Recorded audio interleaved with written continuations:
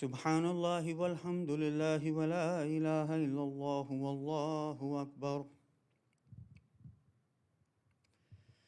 الله أكبر.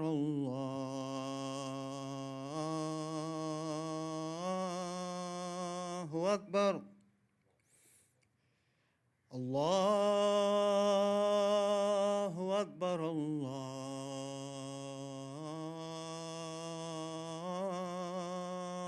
أكبر. أشهد أن لا إله إلا الله. أشهد أن لا إله إلا الله. أشهد أن محمدًا رسول الله. اللهم صل على محمد وآل محمد. أشهد أن محمدًا رسول الله. اللهم صل على محمد وآل محمد. أشهد أن عليًا ولي الله. اللهم صل على محمد وآل محمد. أشهد أن عليًا حجة الله. اللهم صل على محمد. حي على الصلاة. حي على الصلاة. حي على الفلاح. حي على الفلاح. حي على خير العمل. حي على خير العمل. الله أكبر.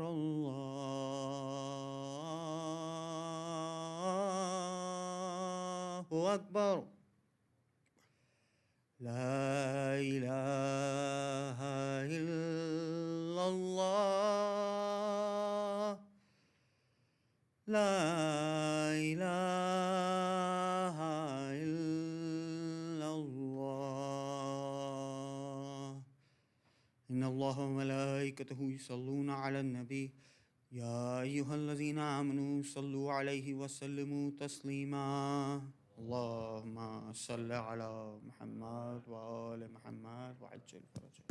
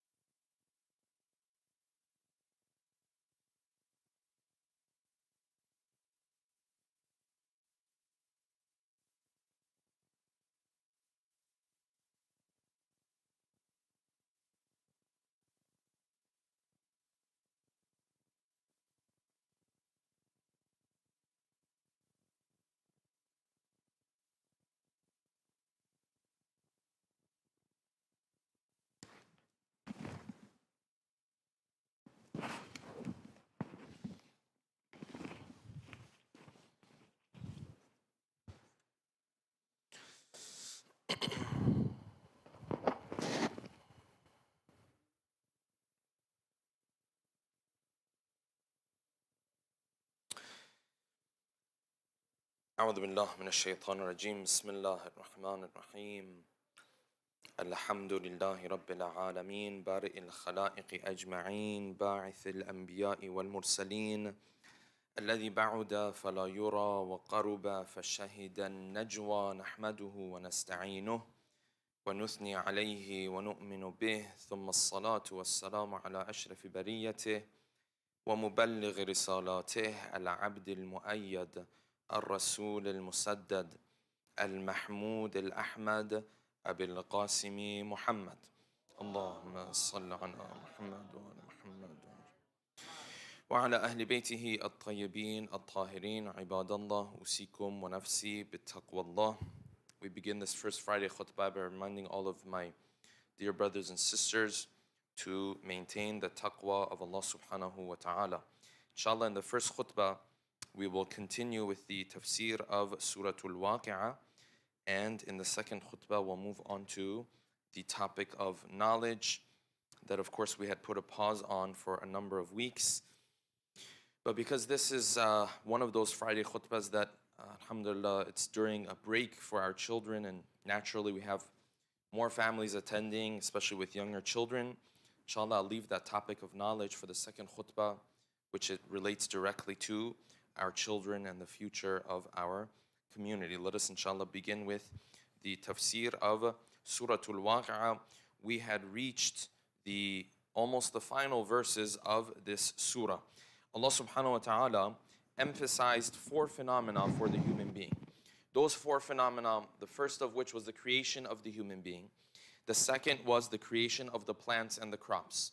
Third was fire, and the fourth was water. And in all 4 of these phenomena, Allah subhanahu wa ta'ala made it clear that the human being is playing such a small part in this process. He only is the one who sparks the fire, but he doesn't create the fire. He is the one who looks at the rain coming down from the skies, but he's not the one who brings the rain down from the skies. And with the creation of the human being and the plants, though he plays a role in the very beginning of that process, he's not really the one who's developing the human being or the plants in its full process. And the point that these verses of the Quran are trying to emphasize is to remind the human being that he's not the one that runs the show. This is the main purpose that these verses are trying to communicate. The Quran wants to keep reminding the human being that he's not a creation that was created and then placed in this world and left to his own devices. No, Allah subhanahu wa ta'ala is part of the process of the events that take place in this world. And this idea of God being part of this process is what the Quran calls rububiyyah. When we say Alhamdulillahi Rabbil Alameen, Rabb is someone who doesn't leave something to its own devices. It is that thing that walks with you every step of the way. Rububiyyah means every step of the way he is running that show with you. Means every step of the way he is involved. That involvement, the Quran calls it rububiyyah. So in order to explain this, the Quran highlighted these 4 phenomena. He said, look at this plant that grows. You're not the one who's doing it. So there's someone else who's doing it. So he has rububiyyah. He's involved in this process. This human being that is created, yes, our children, you're a small part of that process. The rest of it, someone else guides that process. Someone else grows his eyes and his ears and his mind to such a point where sometimes he might open his mouth, she might open his mouth, say some words. You never even taught him or her these things. Yes, but this is the intellect that Allah subhanahu wa ta'ala grants to the child. Rububiyyah. Then the Quran moved on and said, listen, if these are phenomena that are not fully clear to you, you're waiting for one sign from Allah subhanahu wa ta'ala. If only God would send me a sign to clearly tell me He's the one who's running this show. The Quran said, فَلَا أُقْسِمُ بِمَوَاقِعِ النُّجُومِ وَإِنَّهُ لَقُرْآنٌ كَرِيمٌ. This is an honorable Quran that we have sent to you. If you are waiting for a sign, if you are waiting for a message, this is your message. Qur'anun Kareem, we sent it to you. Now the verses are going to continue, and we reach this line. Tanzilum min Rabbil Alameen. This is a Quran that has been brought down from Allah subhanahu wa ta'ala. Okay, verse 81 says the following, and this has practical implications for you and I. Verse 81 says this, أَفَبِهَذَا الْحَدِيثِ أَنْتُمْ مُدْهِنُونَ. So the first phenomena that we showed you, and we said you're not the one running the show, God is in charge, God is part of your life, all of this kind of stuff. You denied it, you didn't take it seriously, so on and so forth. We sent down this Quran to you to tell you all of this clearly, but when it comes to the Quran, what do? You do idhan. أَفَبِهَذَا الْحَدِيثِ أَنْتُمْ مُدْهِنُونَ. Do you do idhan when it comes to the Quran? What is idhan? What is the Quran trying to say? Idhan comes from the root word of duhn. Duhn means oil. Yes? Back in the day when they wanted to take something and make it soft, if you had bread, you wanted to make it soft, you would put what on it? You would put oil on it to soften it. Yes, to make it easier to consume. This was a very customary practice of that time. So idhan means when you take something that is serious, but you start to take it lightly. Yes, the same way you put oil on something to soften it. The Quran says we're speaking of realities here, but you do idhan towards it, meaning you take it lightly. You don't take it seriously. So the Quran came down and said, listen, there's going to be an afterlife. But you don't take it seriously. You act like, I'm not sure. I don't know. So the Quran came down and said, this is forbidden. You can't do this. They say, idhan. I don't know. I'm not so sure about this. Yes? The Quran came down and said, this is obligatory. You have to do it. If you don't do it, there is a chance you will be punished for it. Then you did what? You did idhan. You don't take anything that the Quran says seriously. There's going to be a day of accountability. Oh, we're not sure. We don't know. The Quran says, أَفَبِهَذَا الْحَدِيثِ أَنْتُمْ مُدْهِنُونَ. When it comes to this Quran, this sign that you were looking for this whole time, we sent you this sign. Now that we sent you the sign, the things that sign is speaking of, you don't take it seriously. You brush it off. You act as if it's a maybe, we don't know. Yes? And then he says, أَفَبِهَذَا الْحَدِيثِ أَنْتُمْ مُدْهِنُونَ وَتَجْعَلُونَ رِزْقَكُمْ أَنَّكُمْ تُكَذِّبُونَ. And from all the benefit that you could have taken from this book, the only benefit that you took from it was to reject it. This is what you made your rizq of the Quran. This Quran that could have had so much benefit for you, what did you make your rizq of it? Yes, this is a rhetorical statement from the Quran. What did you make your rizq of it? The only thing that you did with regards to this Quran was you ended up rejecting it. That's the benefit you walked away with when it came to the Quran. Now I mentioned this before, I'll mention this again, that in reality, there are those who rejected the Quran. There are those like you and I who do idhan of the Quran. We take it lightly. We don't really pay attention to it. It's not part of our life. Yani we don't, if you say, okay, well, we're going to get together and study the Quran here, you'll see all of a sudden the numbers drop and everyone has work and everyone has things to take care of and so on and so forth. Yes? This is a problem we have in our communities, in all communities. It's not just our community. Yes? When it comes to the Quran, we've done injustice. This is very clear. Yes? And inshallah, I make this promise to our brothers and sisters that inshallah, as this organization grows, this is one of my dreams. One of my dreams is to make this organization an organization that heavily emphasizes the Quran. Inshallah, as time continues, that is something that needs to be done. Because if anything, the Ahlul Bayt they will complain to us on the Day of Judgment when it comes to the Quran. And this is what the Quran itself says, that the Prophet on that day, he will complain that my people, yes, they took this Quran mahjura. They didn't spend enough time with this Quran. The place and the significance that the Quran is given within our communities is unfortunately at a very, very bad level. I'm not going to use other terminology. It's a very bad level. It's a level that does not mesh with what the Ahlul Bayt taught us at all. And for some reason, if you come to someone and say, the first Imam said this, the second Imam said this, the third Imam said this, the third Imam said you should come and do ziyarah, for example. Or the sixth Imam said you should come and do ziyarah. Or the eighth Imam said you should come and do ziyarah. All of these Imams have a hadith with regards to this. You will see people will jump up, and they should. That's amazing, and that's wonderful. But then somehow when the same Imam says that Quran needs to be a part of your life and it has to be part of your communities, then all of a sudden you see, no, that same fervor is not there. That's lacking. That's something that we're lacking in. Yes? So the Quran said this Quran that could be of so much benefit for you, you made it your rizq of it that you rejected. Okay, so the Quran said there's an afterlife. You didn't take it seriously. The Quran said we're running this show. We're involved in everything that happens in this world. You didn't take it seriously. So this is the final argument that the Quran is going to make in Surah Al-Waqi'ah. Surah Al-Waqi'ah, final argument it's going to make.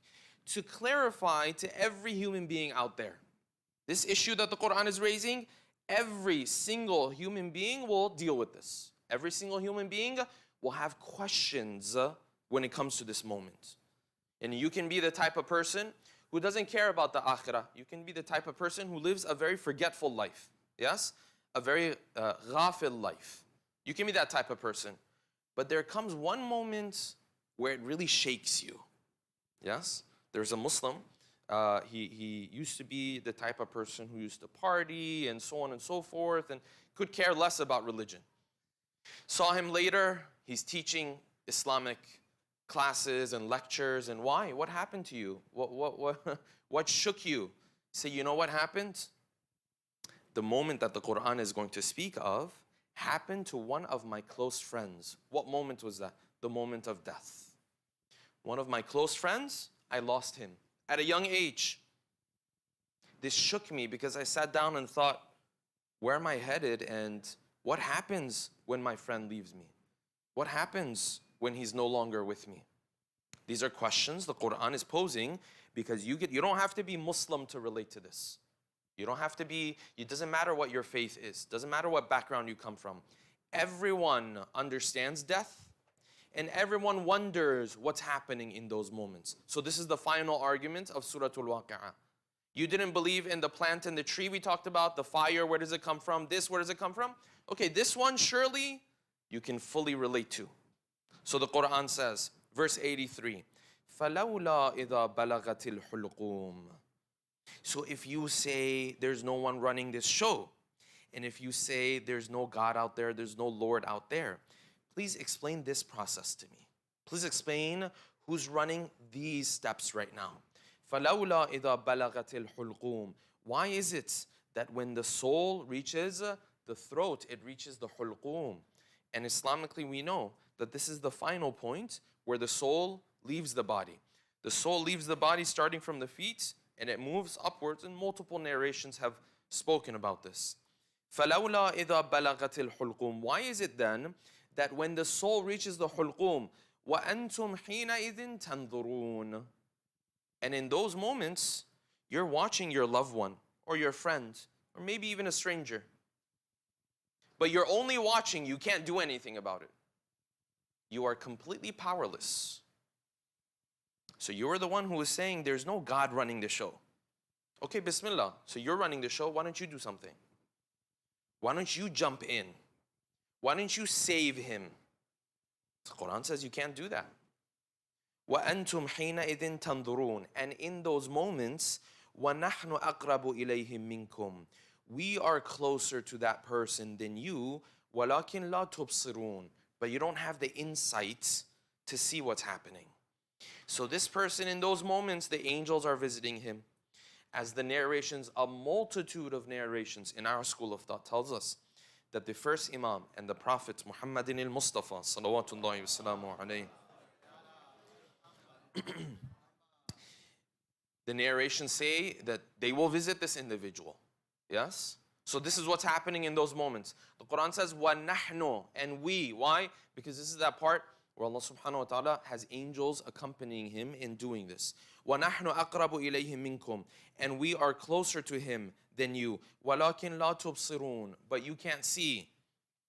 فَلَوْلَا. This is the question that every single one of us has to ponder. The last question that the Quran is going to pose to us in Surah Al-Waqi'ah. فَلَوْلَا إِن كُنْتُمْ غَيْرَ مَدِينِينَ. If you deny everything that the Quran said, there is no God, it's just life is continuing, things are going on, he's not part of the running the show, okay, no problem. فَلَوْلَا إِن كُنْتُمْ غَيْرَ مَدِينِينَ. If you all are not going to be held accountable one day, if God is not part of this process, if you're not headed towards that day, فَلَوْلَا, then why is it that you don't تَرْجِعُونَهَا? Why don't you jump in and bring back his soul? Why don't you save him? It's natural phenomena, no? It's stuff you can figure out, yeah? Why don't you تَرْجِعُونَهَا? So it's not in your hands. So there's someone else who's running this show. So someone else is in charge here. Someone else is calling the shots here. This is what the Quran is trying to communicate, yes? Why don't you tarji'unaha in kuntum sadiqeen? If you're the one who believes that God is not a part of everything that happens in your life on a day-to-day basis. Okay, this is that moment where there is a lot of incentive for you to stop it. There's a lot of incentive for you to jump in and save the day, but you can't. So the Quran says, if you didn't believe all the other stuff we told you, here, this moment is the moment that should remind the human being. That helps, it helps because why? It happens to the good human beings. It happens to those who are evil too. It happens to both of them. And Allah subhanahu wa ta'ala has made it a point that every human being has to go through this. At one point or another, has to go through this. Everyone understands this. We lost our dear friend, Sayyid Asad Jafri. May Allah subhanahu wa ta'ala bless his soul, not too long ago. Yes? Who would have thought we would be in this situation? I know for me personally, it hasn't sunk in yet. It's still difficult to digest. Yes? But this is a moment that comes for every human being. So this is that moment where Allah subhanahu wa ta'ala makes it clear, I am the one who's running the show. I am in charge. Yes? And if the human being doubts that Allah subhanahu wa ta'ala is in charge, he only has to look at this moment where his hands are tied and he has no control over what is taking place in front of him. This is the question that Surah Al-Waqi'ah poses to us. It is a question that we have to ask ourselves. If I am in charge, then why can't I stop this from happening? If I'm not in charge, well then I have to be listening to the one who's in charge. I have to be obedient, show obedience to the one who is in charge. Because he's the one who's running the show. He's the one who has all of this power and this authority. We ask Allah subhanahu wa ta'ala that He makes us amongst those who recognize the authority of Allah subhanahu wa ta'ala before the day of judgment comes, where everybody will recognize His authority. أقول قولي هذا وأستغفر الله لي ولكم. أعوذ بالله من الشيطان الرجيم. بسم الله الرحمن الرحيم. قل هو الله أحد الله الصمد لم يلد ولم يولد ولم يكن له كفوا أحد. اللهم صل على محمد وآل محمد.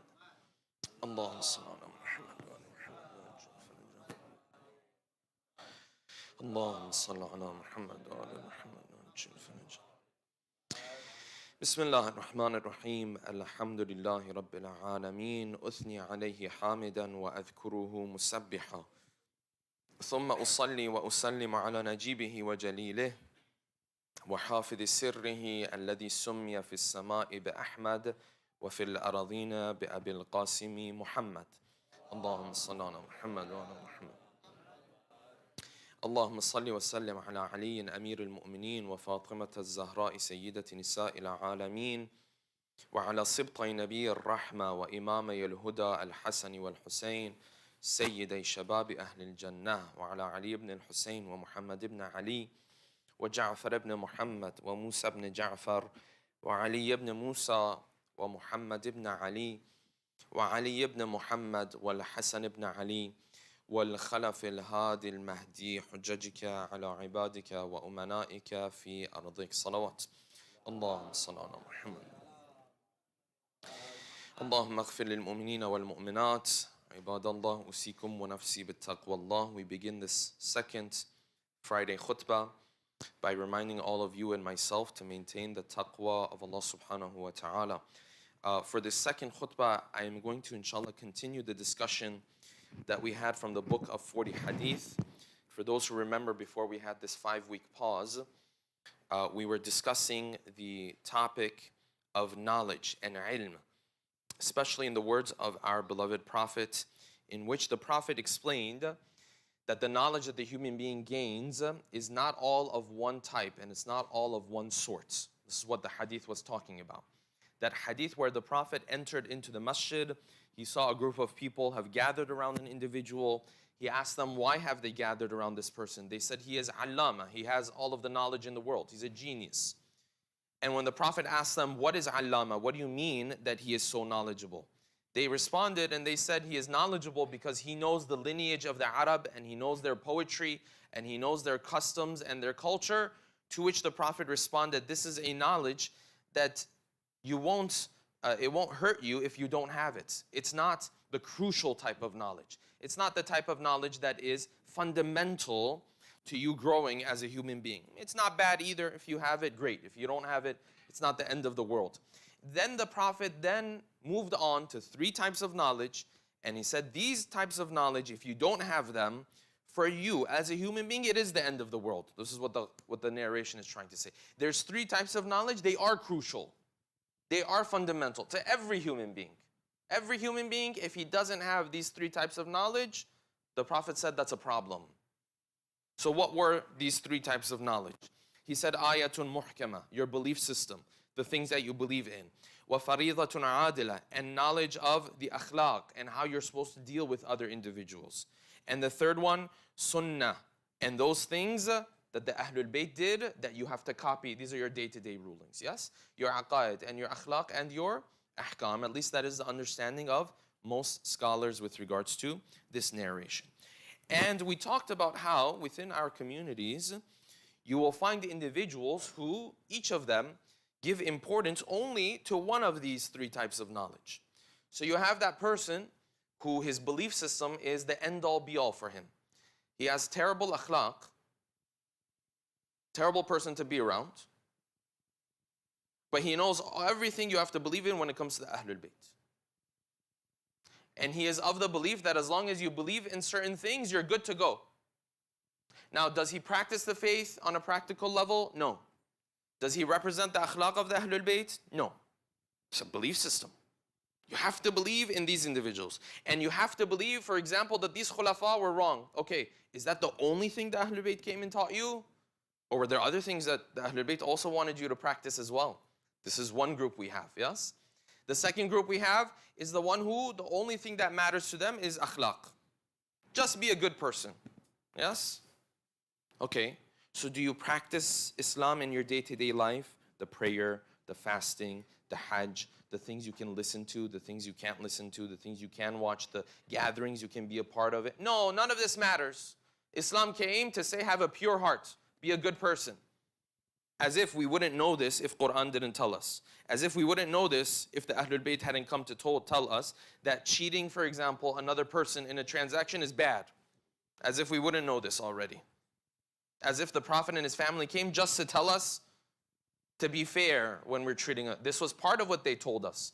And then there were other parts of their message as well. This was not the only thing they came to tell us. This is an injustice that we do to the faith. Yes, that we summarize it within moral teachings that everyone already knows. Whether they're Muslim, Christian, Jewish, atheist, doesn't matter. They already know this. Say, Islam came to tell us to be nice to your neighbor. That was one of the things that Islam taught. It's one of the important things that Islam taught. And then Islam also taught you a lot of other things too. That was not the only thing that Islam came to teach you. Yes? Okay, you see this, by the way, in other faiths as well. In the Christian faith, you see this very much as well. We don't have time to get into that right now. This is the second group. Then you have the third group. The third group is the rulings. And God forbid, if your feet, when you went down to sajda, your 2 big toes were not on the ground. Akhlaq is not a problem. Doesn't understand his belief system. But when you were doing wudu, you were washing and then your hand went up. This is the end of the world. Is that part of what Ahlul Bayt taught us? Yes, it's a part of it. Is it the only thing that the Ahlul Bayt taught us? No. No, not at all. And anyone who embraces any of these 3 without embracing all 3 at the same time, or at least struggling to embrace them, working to embrace them, trying to embrace them, is not representing Islam. You know, it's funny to me, sometimes people say, this person is religious, but he has bad akhlaq. But wait a second, having good akhlaq was part of the religion. So how is this person religious and he has bad akhlaq? Religion, as part of it, has what? Has good akhlaq as part of it.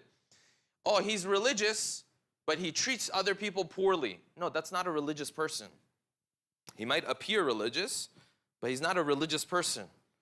People say, I don't practice. Why don't you practice? Because I saw other religious people, they practice, but they have very bad akhlaq. No, that bad akhlaq is against their religion. So this person wasn't practicing. And if that bothers you so much, then you should be, and I should be the one who practices Islam properly. Meaning what? I practice it outwardly with the day-to-day rulings as well as my akhlaq. Why can't it be both? Why does it always have to be one or the other? So I don't know who taught us this. Either you pray on time and you fast and you pay attention to the detailed rulings in Islam, or you have good akhlaq. Who told us it's one or the other? I don't understand this dichotomy. This is a problem. The Prophet said all three types of knowledge, crucial for the human being. Now, in different situations, other types of knowledge also become crucial. This the Prophet is talking about is at the very basic level, meaning no matter where you are, no matter what your profession is, no matter what you do, these three types of knowledge, you have to have. Other types of knowledge sometimes become crucial too. You want to uplift your community, you have to have knowledge. That's how the world works, okay? It's a topic for another time. We'll go into that some other time. The point I want to emphasize on today is this, brothers and sisters. The Prophet said these are the three types of knowledge that if you don't have, it is the end of the world for you, spiritually speaking. Like he said, these three types of knowledge, crucial. You have to have them. That was the whole point of the hadith. Wa alaikum salam. Okay, so the question I want to ask and the question I want to pose to all of you and myself as well. When it comes to our families, when it comes to our lifestyles, when it comes to our children, are these the type of knowledge that we prioritize in our life? Are these the type of knowledge that we pay attention to? Are these the type of knowledge that we invest in? Are these the type of knowledge that we build our lives around? Or are these the last thing on the list? I know the answer to that question. And I think most of us know the answer to that question. Typically, this type of knowledge is the last thing on the list. And you will see this very clearly, and even more so when it comes to our children and raising a child. Because I am already a developed person. You're already a developed person, yes? We are who we are, so on and so forth. But I'm building up these bricks for my child. I want to prioritize certain types of knowledge over other types of knowledge. I want to make sure that he learns this, learns that. And then you will see how people are bringing up their children. And this is a problem. I've left this topic for today. This is not by chance. I've left this topic for today in particular. When you look at the way we are raising our children, these types of knowledge are not prioritized. What we do prioritize is, he has to have a good career. Okay, great. Nothing wrong with that. He has to make it into this school. He has to be like this. He has to become a doctor. He has to become an engineer. He has to be of this type of, educational record, so on and so forth. Okay, but what about his religious education? Do I care at least just as much? At least just as much. No, I don't. And this is a problem. And then you say, okay, well, where does this problem start to show its symptoms? This is the root cause. Where does it start to show its symptoms? Where does it start to present itself? There's a very, very typical trajectory that the Muslim child takes. This is the trajectory that any Muslim child takes. Typically, in a family where the parents do not prioritize the Islamic upbringing. You know what that trajectory is? That trajectory is the following. Starting up from the age of 3 and 4 and 5, this child comes, he's part of the events, wants to be part of the masjid, cares about his faith, has even concern about his faith, slowly starts to hit the middle school ages, starts to have some other questions, starts to associate with people who don't practice his faith, starts to take on customs and cultures that are not meshing with Islam. And then the full-blown manifestation of it is where? When he's in high school, and then you get that call from that parent. My son used to pray. He doesn't want to pray anymore. Used to fast. Doesn't want to fast anymore. Used to do this. This is a very common trajectory for Muslim children. And in fact, for any faith. Any faith you look into their communities, you will see this is what's happening. So what do you and I have to do? You prioritize the Islamic education. When I say education, I'm not talking about just books. That's part of it. Where is my child spending time? Who is he associating himself with? Why is he on his phone multiple hours a day? What is he being taught on his phone? I can tell you, it's not the best stuff. Let's just say that, yes?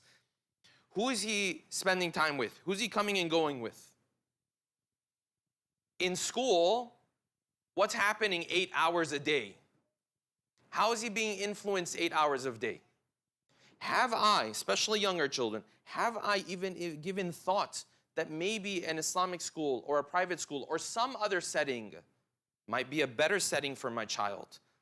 These are questions that are supposed to keep you and I up at night. They are supposed to keep you and I up at night. You put a good child, into the wrong environment, he's taught the wrong things. A good child will surprise you in terms of the mistakes that he will make with his life. A good child. There are children, they're very good. Wrong environments, that's what a child does. He absorbs. Wherever you put him, he's going to start to absorb. Have I thought about the schooling environment of my child? Did I maybe make the effort to have him in an Islamic school? You know, when it comes to Islamic schools, there's a lot of objections, yes? Inshallah, in the future, I'm going to get to those objections. There's answers for all of those objections. And I'm going to get into that, inshallah, later on, not today. Okay, even if he's not in an Islamic school, what type of school is he in? What type of children is he spending time with? What is his social media presence like? As a parent, I need to be involved in all of this. Is he learning this type of stuff or is he learning other type of stuff? When the child is younger, especially going through late elementary, middle school, high school, these are the times to be worried about this. Not when he's 22 and then he says, well, I don't want to marry within my faith. I want to marry outside of my faith. So I want to marry this non-Muslim.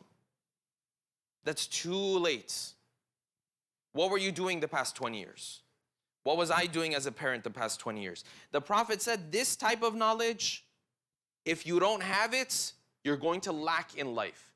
And by extension, if my children don't have it, they're going to lack in life. This is what the Prophet said. Do I prioritize this type of knowledge?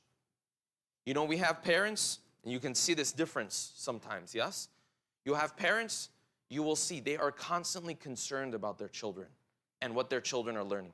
Sheikh, can we have this type of event for our children? Can we do this? And if we can do this, how can I help? They don't just tell you should do this. They step up. They volunteer. They give from their time. They give from their wealth. They give from their energy, whatever they can. Because they want to facilitate it. They want to make it happen. And then, God forbid, we have also parents sometimes who, no, either they're just not concerned at all, and that's worrisome. That's worrisome. Or they are concerned, but they're just concerned to the extent of, yeah, you know, I'm worried, but I'm not going to do anything about it. I would rather be the bad Molana, be the bad guy here, and raise the red flag now, than, God forbid, in 10, 15 years, we have a generation who's not connected to their faith. What are the results of this? Where do you see this? You see this in 10, 15 years, God forbid, in broken families. This is one of the indications. Broken families, high rates of divorce. Yes, you see this. High rates of individualism. This person just wants to live his life just by himself. He could care less about his family, about his parents, about his community. It's just all about me.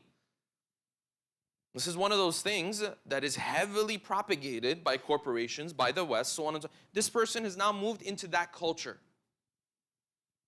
We don't want that. Where else do you see the symptoms of this? Substance abuse. Substance abuse is not something that just starts one day. It's not like one child is just walking one day and then, all of a sudden he's using this substance. That's not how it works.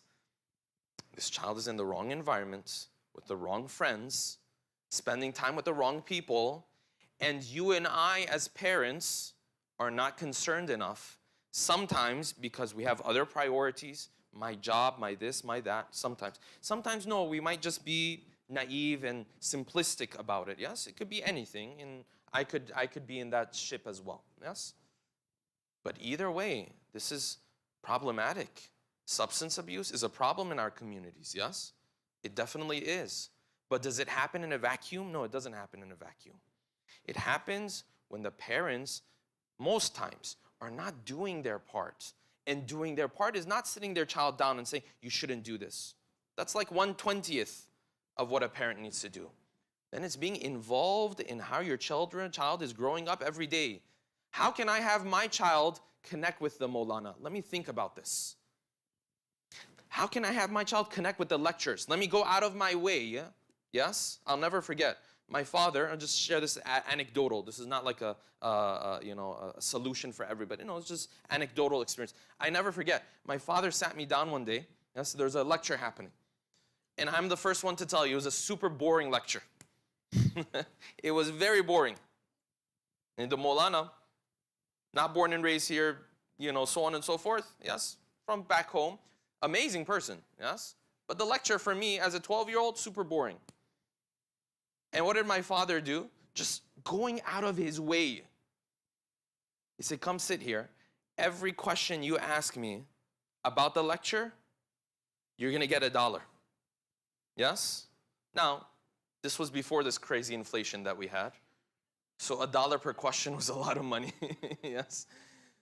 So sit down here, every question you ask. That was his method. Maybe it's not the best method, I don't know. The question is, are you concerned about this issue?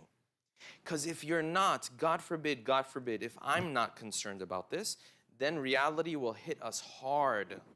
Reality is going to hit us when later my child doesn't want to be a part of anything. His faith has turned into this thing where it's once a year, maybe for Eid is something where I connect with my faith. Okay, what about the rest of the year? What about all the other things that your faith preaches? This is all cultural.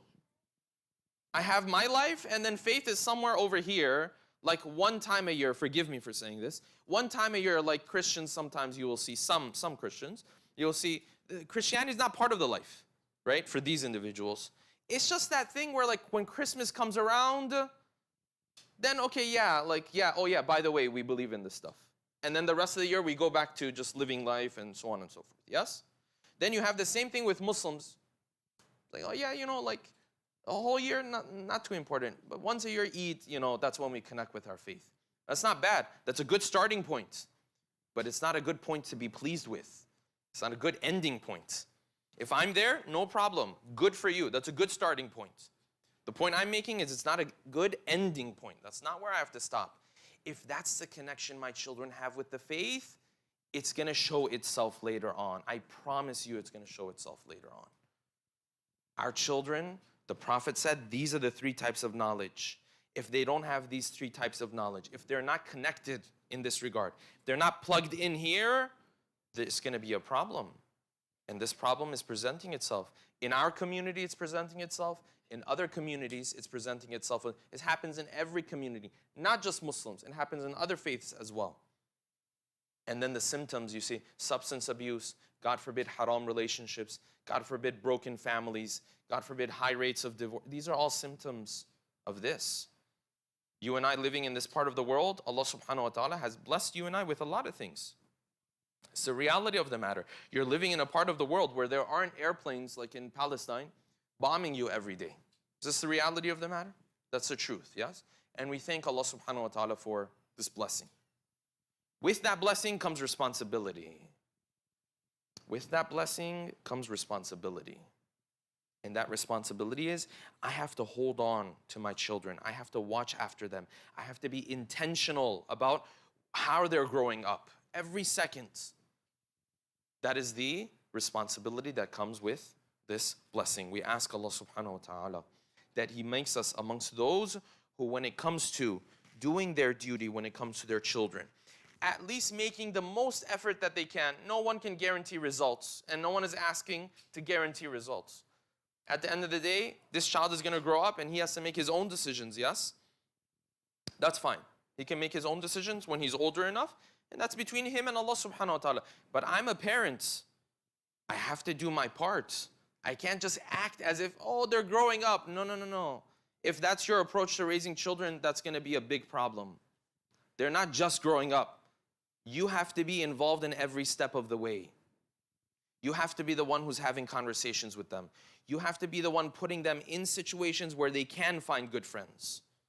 If that means moving, if that means changing schools, if that means sometimes taking them out of one group of friends in another group of friends, if that means going out of your way to volunteer for a particular event, for a particular program, so be it. So be it. That is what needs to be done. I knew parents, they moved their family 5 hours away because what? 5 hours away, they had a better school over there, at a more religious school than where they were living. They did that. Now, does that mean every child turns out great in the right environment? No. But they did their duty. They did their steps. They took the steps that they had to take, yes? This is what Allah subhanahu wa ta'ala expects from us. أقول قولي هذا وأستغفر الله لي ولكم. أعوذ بالله من الشيطان الرجيم. بسم الله الرحمن الرحيم.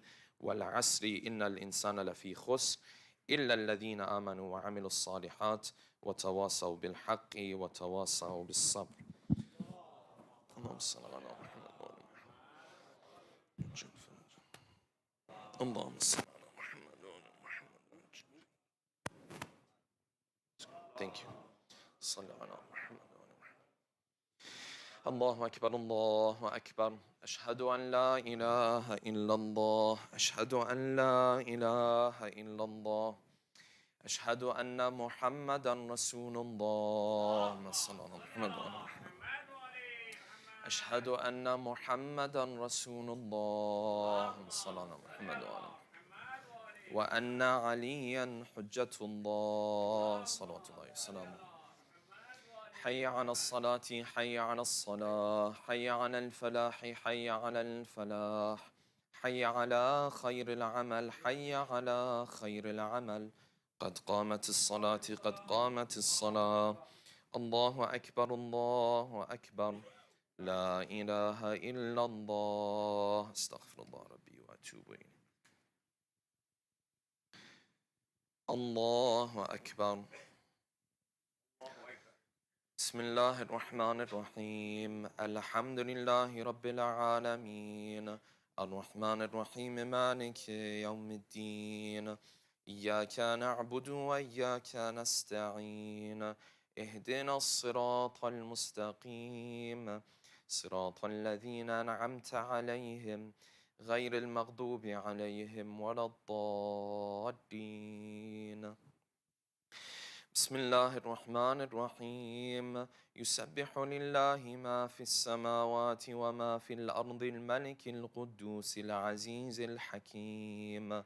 هو الذي بعث في الأميين رسولا منهم يتلو عليهم آياته ويزكيهم ويعلمهم الكتاب والحكمة وإن كانوا من قبل لفي ضلال مبين. وآخرين منهم لما يلحقوا بهم وهو العزيز الحكيم. ذلك فضل الله يؤتيه من يشاء والله ذو الفضل العظيم. مثل الذين حملوا التوراة ثم لم يحملوها كمثل الحمار يحمل أسفارا. بئس مثل القوم الذين كذبوا بآيات الله والله لا يهدي القوم الظالمين. قل يا أيها الذين هادوا إن زعمتم أنكم أولياء لله من دون الناس فتمنوا الموت إن كنتم صادقين ولا يتمنونه أبدا بما قدمت أيديهم والله عليم بالظالمين. قل إن الموت الذي تفرون منه فإنه ملاقيكم ثم تردون إلى عالم الغيب والشهادة فينبئكم بما كنتم تعملون. يا أيها الذين آمنوا إذا نودي للصلاة من يوم الجمعة فاسعوا إلى ذكر الله وذروا البيع ذلكم خير لكم إن كنتم تعلمون. فإذا قضيت الصلاة فانتشروا في الأرض وابتغوا من فضل الله واذكروا الله كثيرا لعلكم تفلحون وإذا رأوا تجارة أو لهوا انفضوا إليها وتركوك قائما قل ما عند الله خير من اللهو ومن التجارة والله خير الرازقين. الله أكبر. اللهم صل على محمد وآل محمد. اللهم ارزقنا توفيق الطاعة وبعد المعصية. اللهم عجل لوليك الفرج. اللهم اغفر للمؤمنين والمؤمنات والمسلمين والمسلمات. الله أكبر. سبحان ربي العظيم وبحمده سمع الله لمن حمده. الله أكبر. سبحان ربي الأعلى وبحمده. الله أكبر. الله أكبر. سبحان ربي الأعلى وبحمده. الله أكبر. بحول الله وقوته أقوم وأقعد. بسم الله الرحمن الرحيم. الحمد لله رب العالمين الرحمن الرحيم مالك يوم الدين إياك نعبد وإياك نستعين اهدنا الصراط المستقيم صراط الذين أنعمت عليهم غير المغضوب عليهم ولا الضالين. بسم الله الرحمن الرحيم. قل هو الله أحد الله الصمد لم يلد ولم يولد ولم يكن له كفوا أحد. الله أكبر. سبحان ربي العظيم وبحمده سمع الله لمن حمده. اللهم صل على محمد وآل محمد. اللهم ارزقنا توفيق الطاعة وبعد المعصية. اللهم عجل لوليك الفرج. اللهم اغفر للمؤمنين والمؤمنات والمسلمين والمسلمات. الله أكبر. سبحان ربي الأعلى وبحمده. الله أكبر. الله أكبر. سبحان ربي الأعلى وبحمده. يا لطيف ارحم عبدك الضعيف. الله أكبر. بسم الله وبالله الحمد لله أشهد أن لا إله إلا الله وحده لا شريك له وأشهد أن محمدا عبده ورسوله. اللهم صل على محمد وآل محمد. السلام عليك أيها النبي ورحمة الله وبركاته. السلام علينا وعلى عباد الله الصالحين. السلام عليكم ورحمة الله وبركاته. الله أكبر. الله أكبر. الله أكبر. إن الله وملائكته يصلون على النبي يا أيها الذين آمنوا صلوا عليه وسلموا تسليما. اللهم صل على محمد وآل محمد. اللهم صل على محمد.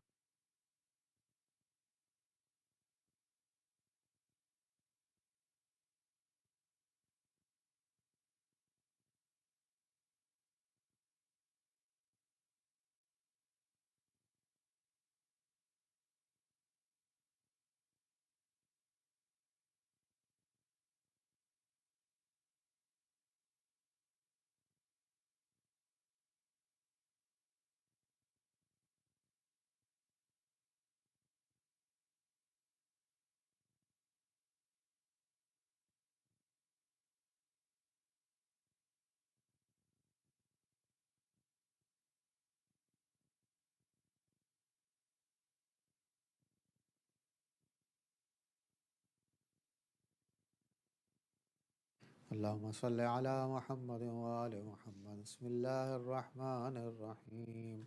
الحمد لله رب العالمين أستغفر الله الذي لا إله إلا هو الحي القيوم الرحمن الرحيم ذو الجلال والإكرام وأتوب إليه اللهم بحق فاطمة وأبيها وباليها وبنيها وسر المستودع فيها.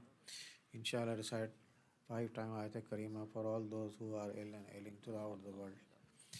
بسم الله الرحمن الرحيم أما يجيب المضطر إذا دعاه ويكشف السوء أما يجيب المضطر إذا دعاه ويكشف السوء أما يجيب المضطر إذا دعاه ويكشف السوء أما يجيب المضطر إذا دعاه ويكشف السوء أما يجيب المضطر إذا دعاه ويكشف السوء برحمتك يا رحمن.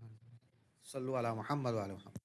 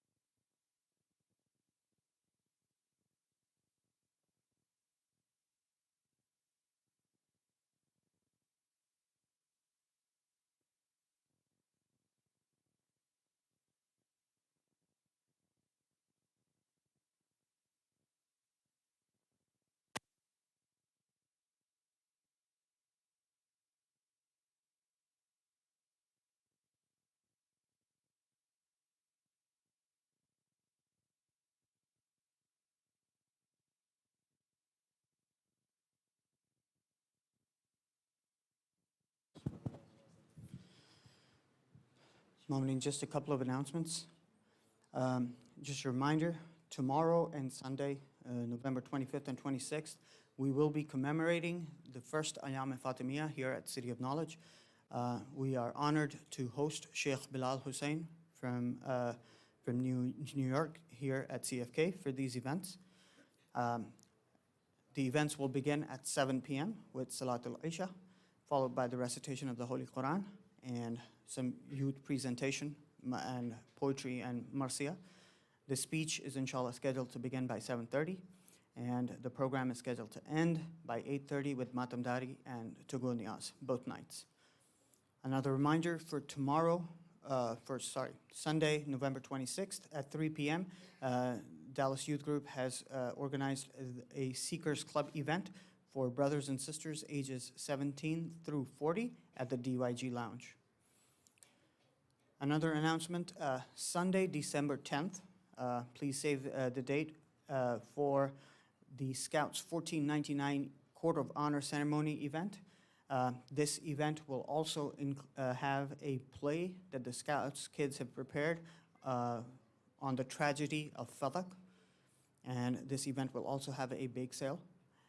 Sheikh Mahdi Rastani and a special guest, Brother Mustafa Carroll, will both be speaking at the event as well. Please register and contribute towards this event, and the link to do so is present in the WhatsApp and email announcements. Another reminder, the Anjuman Sher Khuda has organized an Ayam Fatimiyya event here at CFK on December 2nd, Saturday, which is the next Saturday, with speaker Sayyid Bilal Rizvi and Anjuman Zulfikar Haidri, Anjuman Ghamkharan Zainab, and other Noha Khan will also be reciting at this event. You are all requested to please attend. Here at CFK, we aim to serve the community while being responsible with your donations. It is your contribution that enables us to bring you great speakers and keep our doors open. We also do not do any fundraising. Sponsorship slots are available online. We request that you contribute as much as you can, especially with the events coming up, the Fatimiyya events coming up. As always, event details are posted on our webpage, cfkdfw.org, where you can subscribe to our newsletter and our WhatsApp group. Jazakallah to all our sustaining members, donors, volunteers, and program sponsors for your contributions. If you are not a member, please consider becoming one by contacting our membership director, Brother Asif Patel. For opportunities to donate, sponsor programs, or help behind the scenes, please speak to myself or any of the existing volunteers. I would now like to request that we recite a Surah Fatiha for the marhumin of today's Niyaz sponsors, and let us please include our own marhumin and the marhumin of the Ummah. Bismillahir Rahmanir Rahim. Alhamdulillah Rabbil Alameen.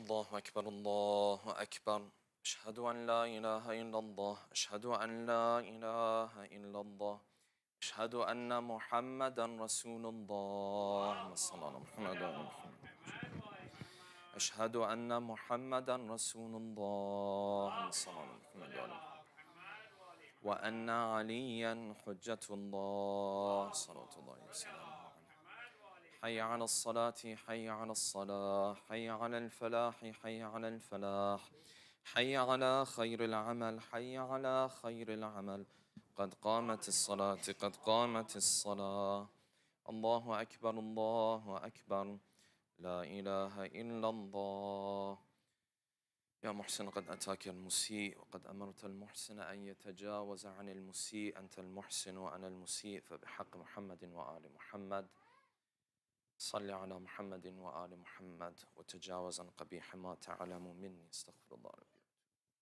الله أكبر بسم الله الرحمن الرحيم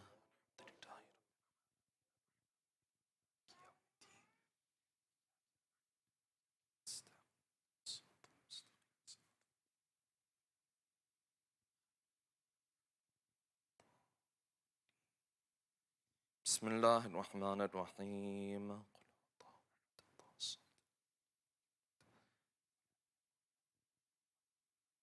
الله أكبر سبحان ربي العظيم وبحمده سمع الله لمن حمده الله أكبر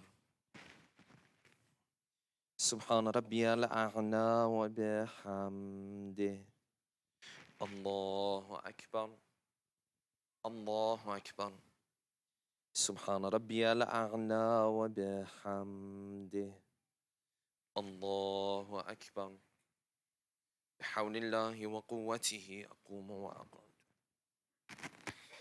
بسم الله الرحمن الرحيم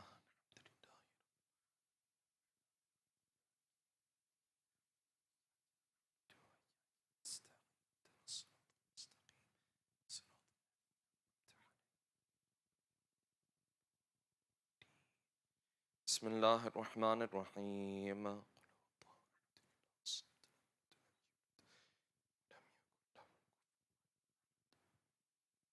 الله أكبر اللهم صل على محمد وآل محمد اللهم ارزقنا توفيق الطاعة وبعد المعصية اللهم عجل لوليك الفرج اللهم اغفر للمؤمنين والمؤمنات والمسلمين والمسلمات الله أكبر سبحان ربي العظيم وبحمده سمع الله لمن حمده الله أكبر سبحان ربي الأعلى وبحمده. الله أكبر. الله أكبر. سبحان ربي الأعلى وبحمده. الله أكبر. أشهد أن لا إله إلا الله وحده لا شريك له، وأشهد أن محمدا عبده ورسوله. اللهم صل على محمد وآل محمد، وتقبل شفاعته وارفع درجته. بحول الله وقوته أقوم وأقعد. سبحان الله.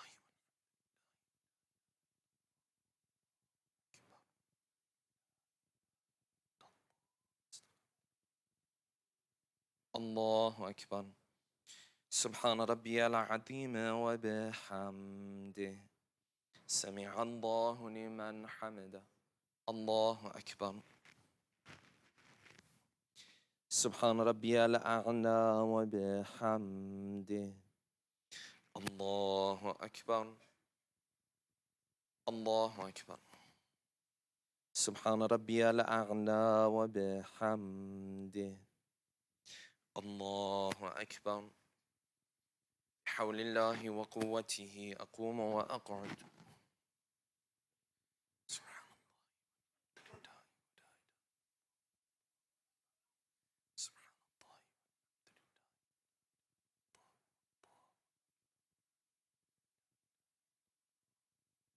الله أكبر. سبحان ربي العظيم وبحمده. سمع الله لمن حمده. الله أكبر. سبحان ربي الأعلى وبحمده. الله أكبر. الله أكبر. سبحان ربي الأعلى وبحمده. يا لطيف ارحم عبدك الضعيف. الله أكبر. أشهد أن لا إله إلا الله وحده لا شريك له، وأشهد أن محمدا عبده ورسوله. اللهم صل على محمد وآل محمد. السلام عليك أيها النبي ورحمة الله وبركاته. السلام علينا وعلى عباد الله الصالحين. السلام عليكم ورحمة الله وبركاته. الله أكبر. الله أكبر. الله أكبر. إن الله وملائكته يصلون على النبي.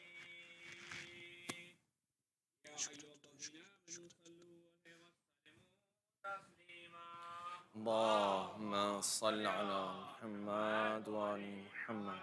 اللهم صل على محمد وآل محمد. اللهم صل على محمد وآل محمد.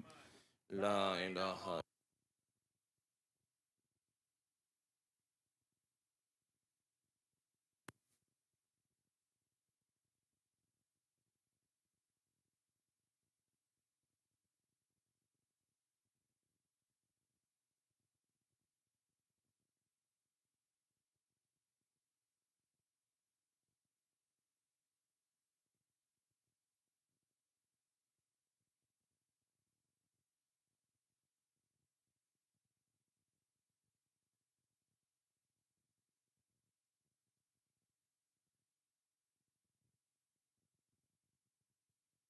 اللهم صل على محمد وآل محمد. بسم الله الرحمن الرحيم. ما شاء الله لا حول ولا قوة إلا بالله العلي العظيم. Inshallah, recite Dua Wahdat all together. بسم الله الرحمن الرحيم. لا إله إلا الله إلها واحدا ونحن له مسلمون. لا إله إلا الله ولا نعبد إلا إياه مخلصين له الدين ولو كره المشركون. لا إله إلا الله ربنا ورب آبائنا الأولين.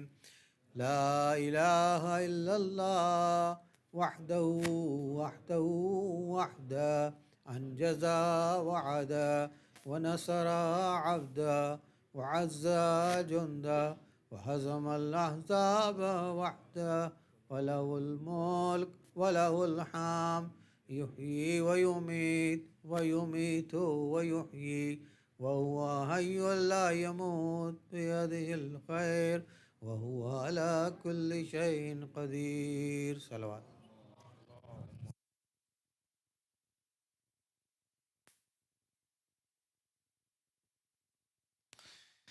اللهم صل على محمد وآل محمد. السلام عليك يا رسول الله، السلام عليك يا حبيب الله، السلام عليك يا أمير المؤمنين علي بن أبي طالب، السلام عليك يا فاطمة الزهراء سيدة نساء العالمين، السلام عليك يا حسن المجتبى، السلام عليك يا أبا عبد الله الحسين، السلام على 9 المعصومين من ذرية الحسين، السلام عليك يا صاحب العصر والزمان، السلام عليك يا خليفة الرحمن، السلام عليك يا إمام الإنس والجان ورحمة الله وبركاته، السلام عليكم يا أهل بيت النبوة جميعا ورحمة الله وبركاته.